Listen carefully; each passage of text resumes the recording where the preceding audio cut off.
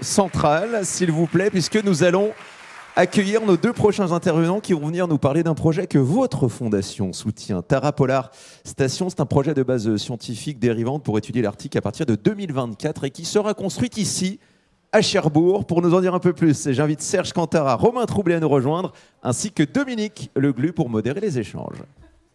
Vous pouvez les applaudir si vous avez envie, ça fait jamais de mal. Voilà.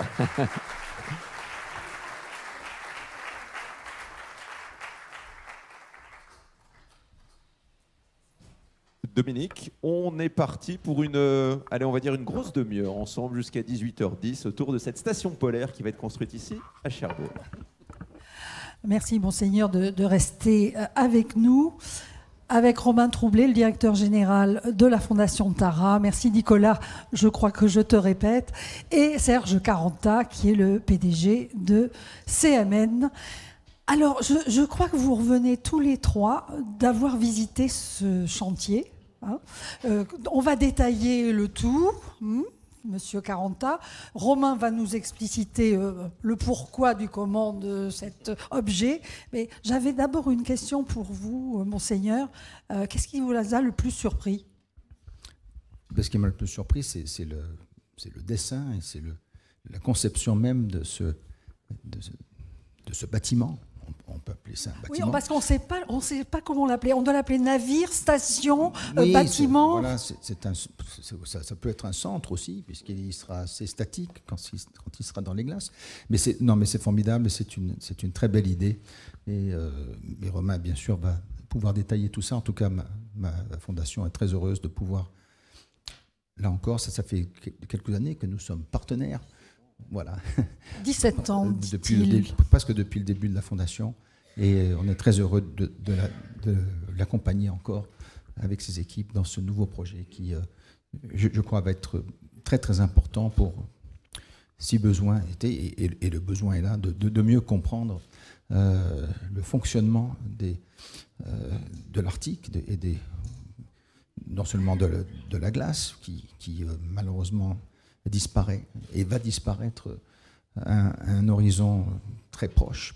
Mais pour comprendre tous ces mécanismes-là, eh bien, il faut bien sûr encore de la recherche, et de la recherche jusqu'au dernier morceau de glace.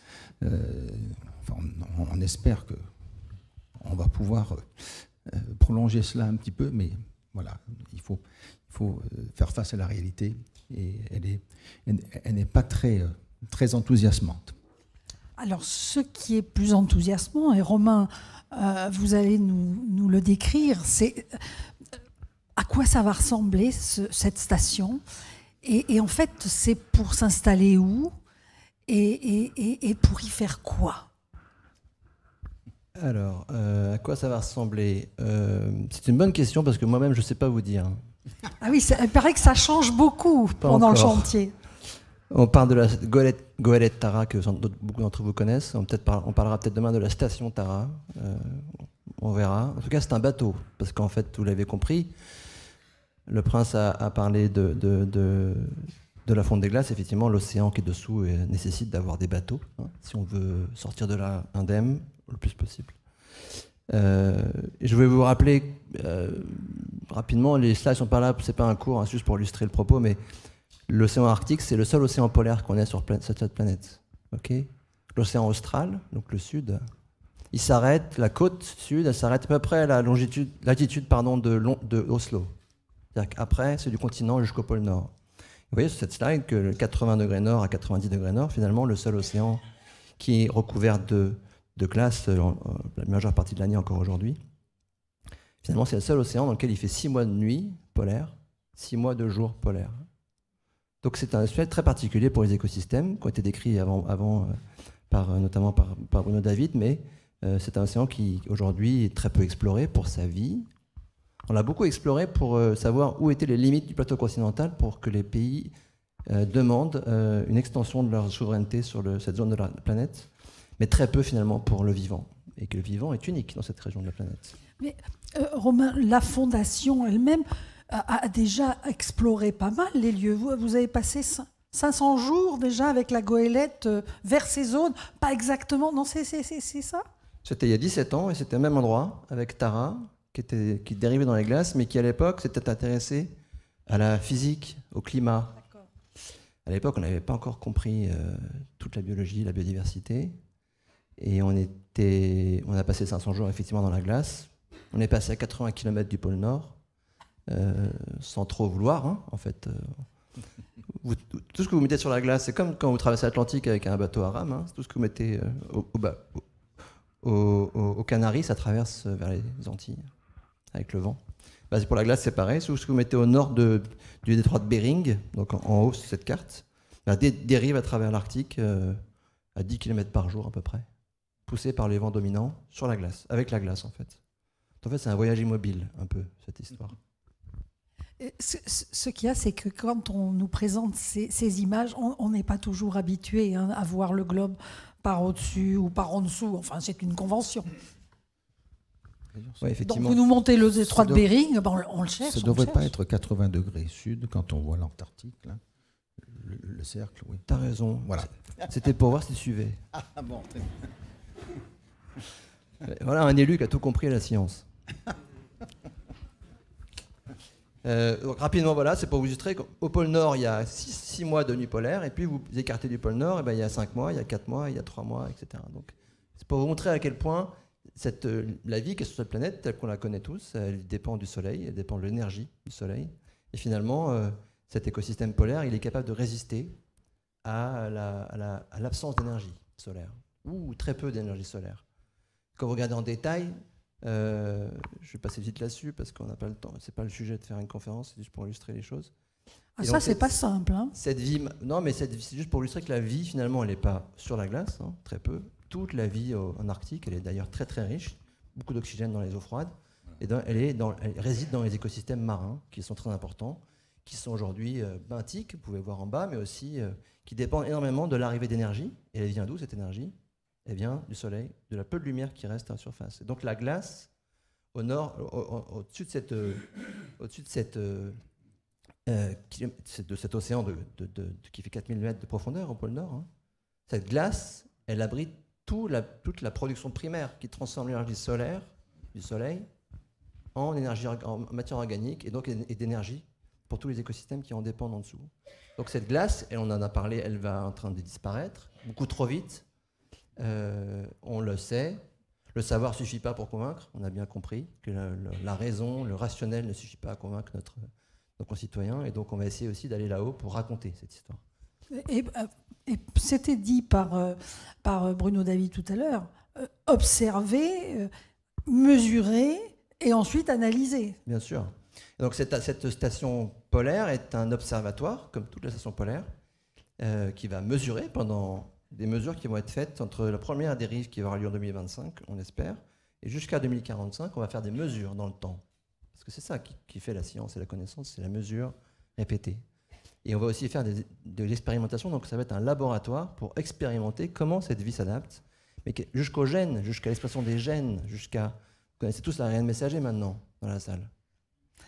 L'ARN messager, oui, on en a entendu beaucoup parler, n'est-ce pas ? Et donc on va essayer de comprendre comment ça fonctionne, comment ces écosystèmes arrivent à capter le peu d'énergie qu'il y a pour produire, pour résister à la nuit, comment ils vont changer. On voit beaucoup d'espèces qui migrent aujourd'hui vers le pôle Nord, comment ça va changer ces écosystèmes. Et on va essayer d'apporter encore plus de connaissances sur cette centre de l'Arctique qui est finalement très peu connu de toute l'humanité. Et on partage tous le même pôle Nord. Indien, chinois, bah oui, on a tous le même. Et figurez-vous que le pôle Nord, il est plus près, il est 1000 km plus près de Cherbourg que New York. Okay, donc les liners qui partaient à New York d'ici, s'ils avaient été au pôle Nord, ils y seraient arrivés 3-4 jours plus tôt. Donc c'est pas si loin que ça en fait. Romain, vous n'étiez peut-être pas là quand une grande information nous a été donnée sur la migration des espèces vers le Nord, et notamment attention aux bulots de Granville, hein, c'est bien ça, je ne me trompe pas. Voilà. Ce qui peut changer et toucher d'un point de vue culturel. Hein, voilà. Il ne faut pas rire. Oui, oui. Bah. Non. Je vous interromps pour Donc voilà, Et ça on ressemble reviendra, voilà. ressemble pas à un bateau. Mais Serge Caranta, qui attend désespérément d'expliciter un petit peu ce qui se passe sur son chantier, voilà ce que vous êtes censé fabriquer. Alors, ils sont compliqués quand même, ces scientifiques. Ils changent tout le temps, ils vous demandent des choses impossibles. Mais enfin bon, hein, c'est un défi à relever. Oui, effectivement, sur cette station, plusieurs défis, je dirais, techniques à relever. Alors, je dirais simplement sur les principaux. D'abord, la structure du bateau, si on peut appeler ça un bateau. C'est Ah un mais bateau. on C'est un sait bateau. plus, on sait plus. Non, mais c'est un bateau. Voilà, qui doit résister, Il va bien naviguer, évidemment, d'une part à la pression et à l'abrasion de la glace. Le deuxième défi, c'est qu'on est dans un environnement hostile, avec des températures qui peuvent aller jusqu'à moins 50 degrés. Un équipage et des scientifiques qui sont à bord et qu'il faut réussir à faire vivre à une température d'environ 18 degrés. Donc beaucoup d'isolation, et pour rendre tout ça vivable, bien sûr, tout un système de climatisation qui doit être adapté.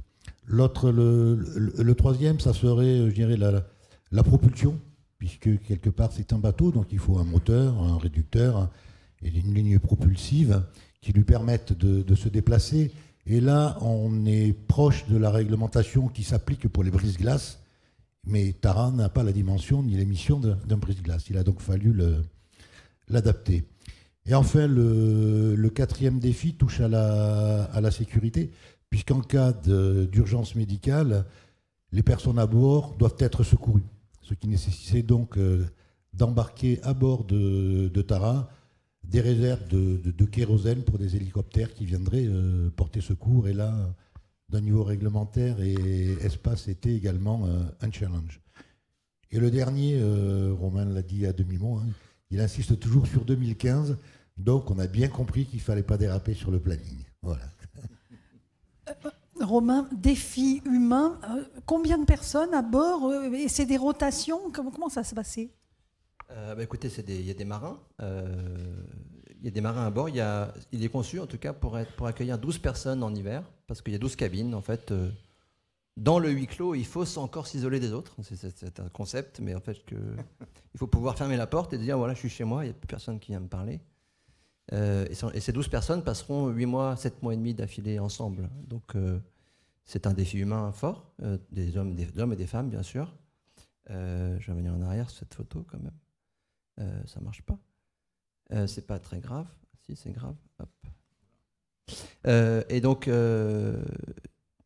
l'été, on peut aller sur la glace plus facilement. Vous savez, la nuit, quand vous partez du bateau, parce qu'on l'a vécu sur Tara il y a 17 ans, quand vous partez du bateau en pleine nuit, sur la glace, qui est 1 mètre de glace, sur l'océan, il y a un petit stress qui monte assez vite. Hein, quand vous êtes à 200 mètres, le bateau commence à être petit, puis en fait, si jamais la glace s'ouvre, vous ne pouvez pas rentrer. Enfin, il y a des ours qui traînent aussi maintenant la nuit polaire. Il ne faut pas tous dormir. Il y en a qui ne dorment pas, qui ne dorment plus.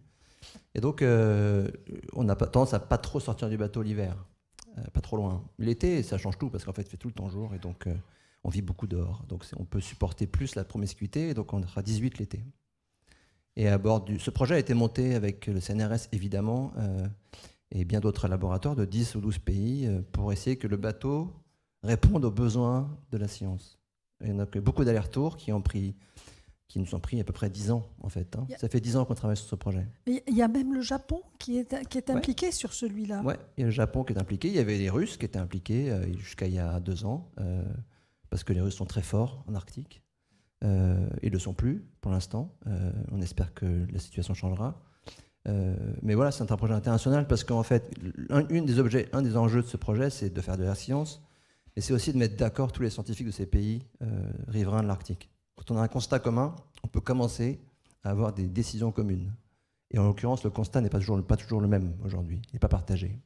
Donc l'enjeu de cette mission, c'est de mettre ensemble ces États, ces chercheurs, et d'arriver à sortir un constat commun de cette mission de Tara. Et bien sûr, ça va être très connecté au Conseil de l'Arctique, très connecté à ce qui se passe dans les groupes de travail du Conseil de l'Arctique, qui, aujourd'hui, qui est un groupe informel, n'empêche que c'est un groupe qui légifère beaucoup sur ce qui se passe au pôle Nord.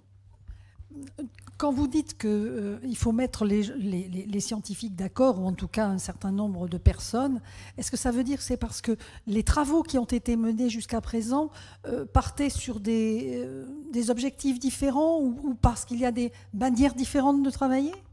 Non, les scientifiques sont d'accord, mais par exemple, si vous prenez les scientifiques russes qui sont importants au pôle Nord, la biologie est très très peu connue des chercheurs russes. Il y a très peu de chercheurs en biologie marine qui sont étudiés au pôle Nord. Il y a vraiment un déficit de connaissances.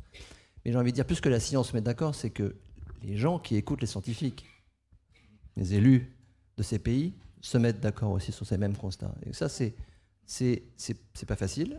Et il faut, je pense, toujours... on me dit souvent, mais ça sert à quoi? On connaît déjà tout ce qu'on va perdre. Il faut toujours amener de la science, il faut toujours amener des factuels, en fait, pour prouver des choses, pour montrer sur quoi on construit une décision politique internationale. C'est ce qu'on va essayer de le faire à notre échelle. C'est tout petit, ce bateau. Comme Tara, c'est tout petit, Tara. Ça ne fait pas ce que fait le pourquoi pas, ça ne fait pas ce que fait la Thalassa, mais c'est hyper complémentaire à ce qui peut être fait par ailleurs. Et on l'a prouvé maintes fois dans le passé, et on va continuer à le faire avec ce projet. Est-ce que vous voudriez faire passer votre vidéo Bien sûr. Parce que vous allez nous la commenter. Et puis ensuite, on revient à Romain qui va nous expliquer encore d'autres choses sur ce bateau. On va montrer comment on construit, c'est ça. On va montrer comment on construit ce bateau. Vous avez pu déjà visiter les nefs cet après-midi. Donc la première chose, quand on construit un bateau, c'est de construire les outillages pour le construire. Donc il y a ce qu'on appelle la table de montage, qui est la vision en creux en fait de la coque. On installe le moon pool qui est la partie centrale, et ensuite on construit la coque, assemblage des tôles, et puis des différents niveaux et renfort de structure. Donc là vous avez la forme du flotteur qui a pris forme. La pose de la quille dans laquelle on trouvera beaucoup de capteurs et de senseurs qui sont nécessaires aux scientifiques. Ensuite, il faut construire la géode, mais là, ça se déroulera en parallèle de la coque en raison des plannings, avec les différents niveaux, et c'est des zones dans lesquelles on va trouver tout ce qui est nécessaire à l'habitation, aux locaux vie, mais également à la navigation, puisque bien évidemment Tara doit être capable de naviguer. Ensuite, cette géode sera assemblée sur la coque, et puis il faudra terminer les aménagements à l'intérieur, notamment installer tout ce qui va être propulsion.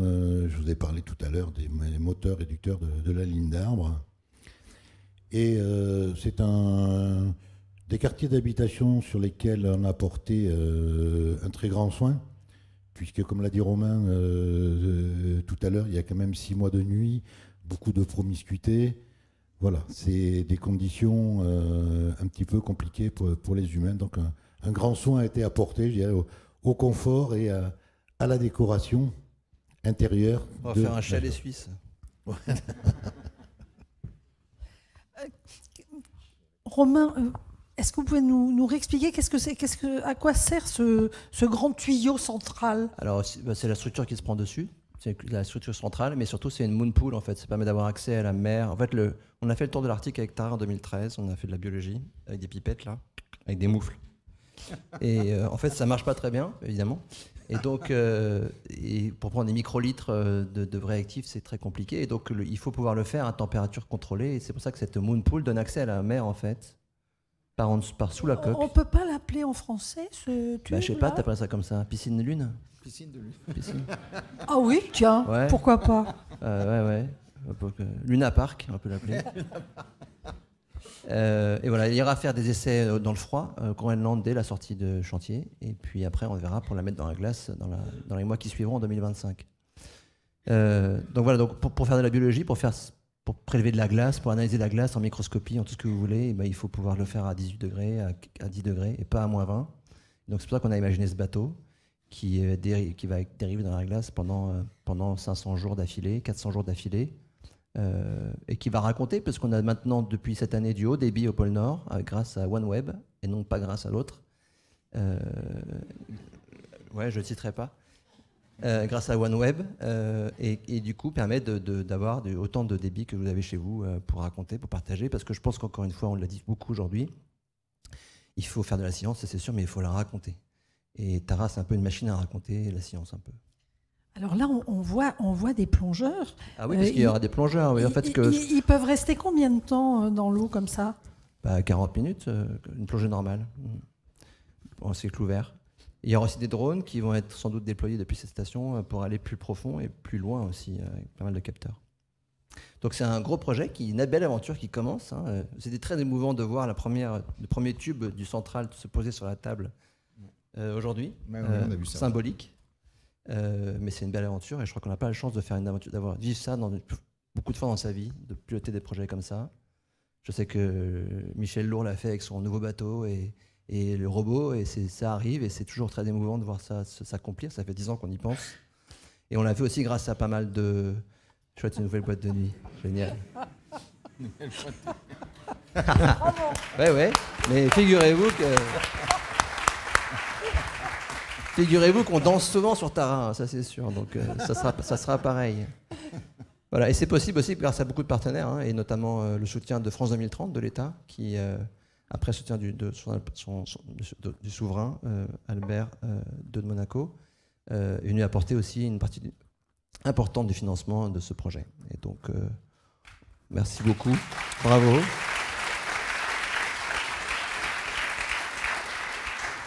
Et vous savez, le soutien de Monaco, notamment sur ce projet, c'est un soutien qui est arrivé très tôt dans le projet, où c'était très risqué, en fait, on n'était pas sûr d'arriver au bout. Et ce soutien initial est un soutien majeur à chaque fois, qui est un effet de levier pour aller convaincre l'État français de s'engager, évidemment, et convaincre aussi d'autres partenaires comme BNP Paribas et bien d'autres partenaires qui nous ont rejoints sur ce projet depuis 4 ans.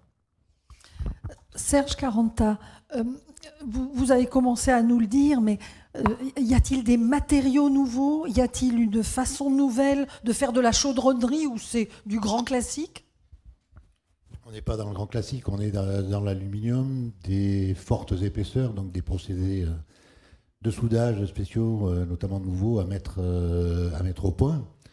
Une main-d'œuvre vraiment très qualifiée, vous l'avez vu cet après-midi, hein, puisque on a rencontré nous avons eu l'occasion de vous montrer notre médaille de bronze en chaudronnerie au concours des métiers, qui est une jeune fille, et un de nos soudeurs qui vient d'être champion de France, médaille d'or, donc en termes de soudage. Voilà. Donc des technologies de pointe. Champion de France.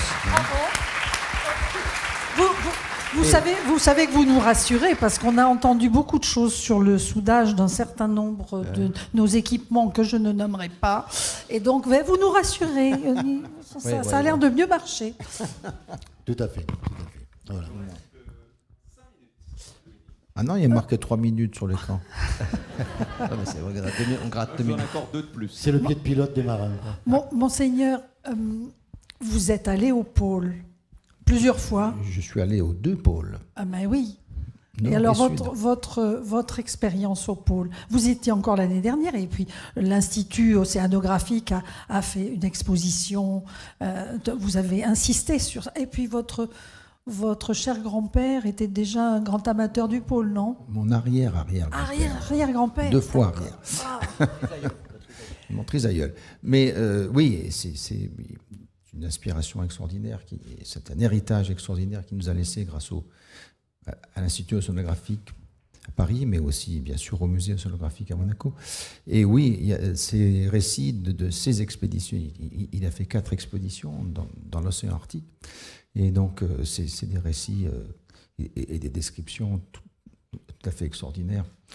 Et d'ailleurs, on pourra en avoir d'autres, parce qu'on a pu retrouver, et on va pouvoir publier dans quelques mois quelques larges extraits je crois dans 2 volumes différents de son journal intime.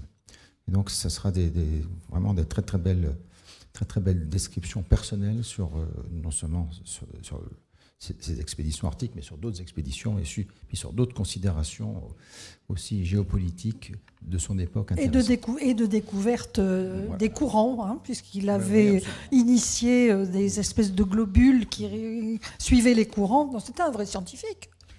Il n'avait pas de formation de scientifique à la base, mais il a fréquenté tellement de scientifiques. Et puis voilà, il avait cette curiosité intellectuelle assez extraordinaire. Il s'intéressait, bien sûr, il était amoureux de la mer en premier lieu et de l'océan, mais il était curieux de toutes les sciences et c'est vraiment une personnalité tout à fait remarquable.